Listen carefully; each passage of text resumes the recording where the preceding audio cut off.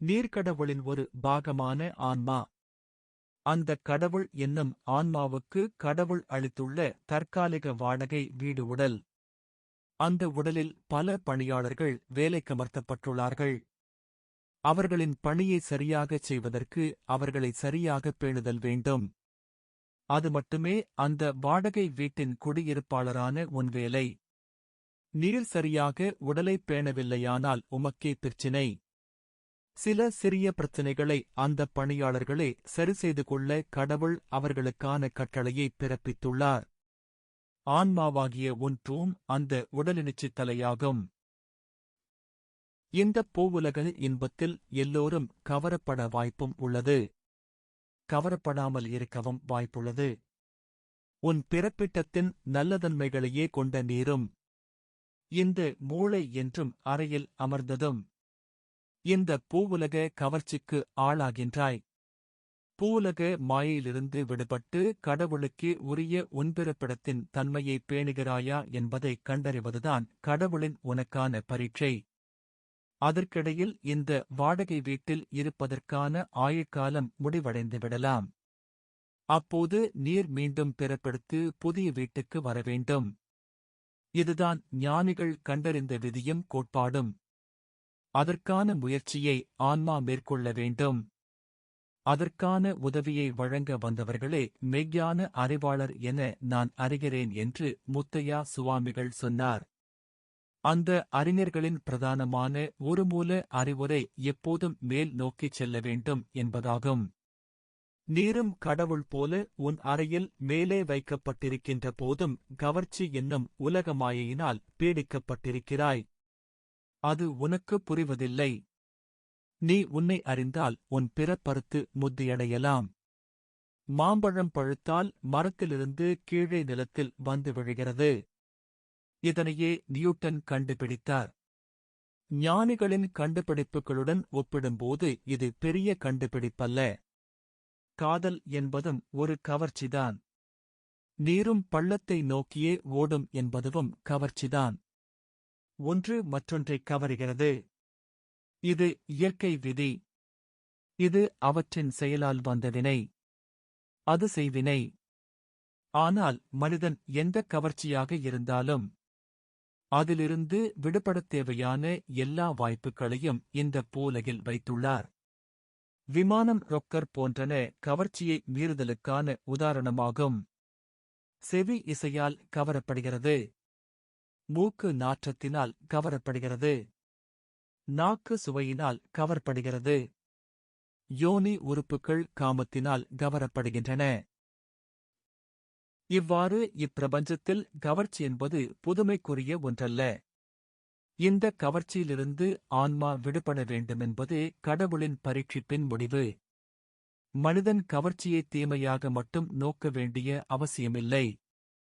மரத்திலிருந்து மாம்பழம் விழுவது மகிழ்ச்சியாக இருக்கலாம். விமானம் ஒன்று உடைந்து விழுவது எவ்வாறு மகிழ்ச்சியை ஏற்படுத்த முடியும்? இரண்டும் கவர்ச்சியின் விளைவே. காதல் கவர்ச்சியின் விளைவே. அது காரணமாக காமத்தால் சனத்தொகை அதிகர்த்தால் இன்னும் சில காலத்தின் பின் மனிதர்கள் படுக்கக்கூட இடமிருக்காது. சிலர் மாற்ற நேரசுப்படி மாரணித்திரைக்குப் படுக்க நேரிடும் என்று அந்த மனிதர் குறிப்பிட்டதாக முகநூலில் பார்த்தேன். மனிதன் ஐம்புலக் கவர்ச்சியிலிருந்து விடுபட்டால் மட்டுமே ஆன்மாவின் மாயை நீங்கும். சிலர் சாமி என்கிறார்கள். சிலரை பைத்தியம் என்கிறார்கள். சாமி என்பவரையும் பலருக்கு பிடிப்பதில்லை. பைத்தியம் என்பவரை பலருக்கு பிடிக்கிறது. அவரை நாடிச் செல்லுகிறார்கள். அவர் ஆலோசனைக்காக ஏங்குகிறார்கள். சிலர் முகம் தேஜஸாக இருக்கிறது. அவரால் பலர் கவரப்படுகிறார்கள். அவர் பெரும் பதவியிலுள்ளவர், பணக்காரர், அழகானவர் என்பது அதன் கருத்தல்ல. ஏதோ ஒன்று அவரில் கவர்ச்சியை ஏற்படுத்துகிறது. அதனைத்தான் தேஜஸ் என்று சொல்லுவார்கள். அவரை படமாக்கி ஒளிவட்டமும் வரைகிறார்கள். பெரும்பாலும் விவேகானந்தர் போன்ற பிரம்மச்சாரிகள் மிகுந்த தேஜசுடன் காணப்படுகிறார்கள். மற்றவர்களால் கவரப்படுகிறார்கள் என்பது புதுமையாக நோக்கப்படவில்லை. ஒருவர் உண்ட உணவுகளின் சாரமான சத்து அடிப்பள்ளத்திலே தேக்கப்படுகிறது. அந்தச் சத்து நீரை முள்ளந்தண்டு வழியாக மூளைக்குக் கொண்டு சென்று மூளையை பலமூட்டுவதனால் மட்டுமே நீர் நல்ல தீர்மானங்களை எடுக்க முடியும் என இல்லறத்திலிருந்து துறவறம் பூண்டவர்களும் அதற்கு முன்னரே மெய்யான அறிவைக் கொண்டு வந்தவர்களும் சொல்லுகிறார்கள். அவர்கள் மாயக் கவர்ச்சியிலிருந்து விடுபட்டிருக்கிறார்கள்.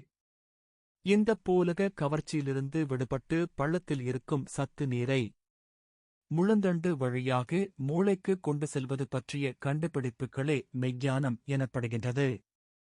காமத்தை வெல்வதென்பது நல் அறிவினால் மட்டுமே சாத்தியமாகும் என்பர் ஞானிகள். நல் அறிவென்பது அனுபவங்களின் தொகுப்பு. அதுவே சிந்திக்கும் ஆற்றலை ஏற்படுத்துகிறது. எல்லா அறிவும் சிந்திக்கும் ஆற்றலை ஏற்படுத்துவதில்லை. சீர்தூக்கிப் பார்க்கும் அறிவே நல்லறிவு. கடவுள் நல்லறிவினளவுக்கே தீர்மானமெடுக்கும் ஆற்றலை வழங்குவார். சத்து நீர் பள்ளத்தை நோக்கியே ஓட எத்தனிக்கும். அதுதான் கவர்ச்சித்தன்மை. உடல் உறுப்புகள் புலன்கள் எல்லாம் சேர்ந்தே இக்கவர்ச்சியைத் தூண்டுகின்றன. இந்த எல்லா புலன்களையும் வெல்ல வேண்டும். உடலுறுப்புகளையும் சரியாகப் பேணுதல் வேண்டும். வயிறுக்கு உணவு கொடுக்க வேண்டும் என்பதற்காக எல்லா உணவுகளையும் அளவு மீறிக் கொடுக்க வேண்டுமென்பதில்லை. துறவிகள் சுவைக்கு உணவெடுப்பதில்லை. உடலைப் பேணவே உணவெடுக்கிறார்கள்.